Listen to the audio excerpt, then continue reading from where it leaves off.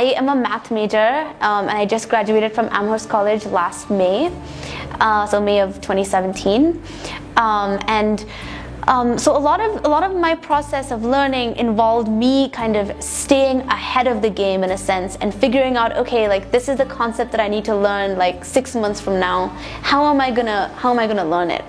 And this was hard and time consuming because not only would I have to learn the concept, but I also had to learn how I needed to learn it, and also teach people, like teach my teachers how to teach me in a sense. So I think STEM graphics are really useful for blind people because a lot of the times when I studied math and science, I was told that those subjects are very visual in nature, and that was why I couldn't do it. But these subjects don't have to be visual. They can be tactile as well, because a lot of the concepts can be demonstrated in a tactile way, and by actually feeling what's going on, someone who's blind would get a better sense of exactly how that concept works.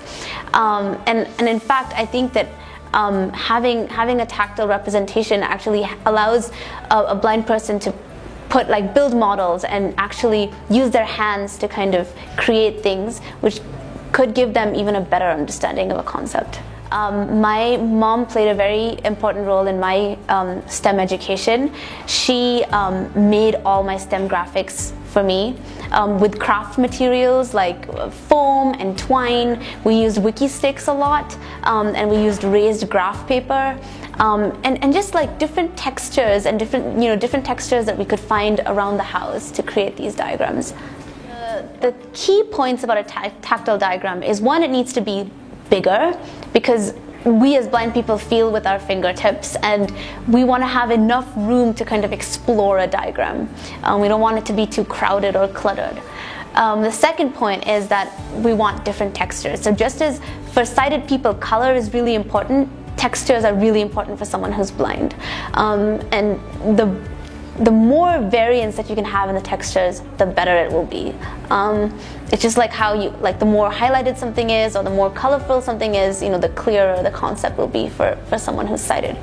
The third thing is that it's really important for diagrams to be labeled because blind people don't visualize things in the same way as sighted people do, and we don't see and we don't have access to images as much. So when we touch a tactile diagram, we may not know exactly what it is.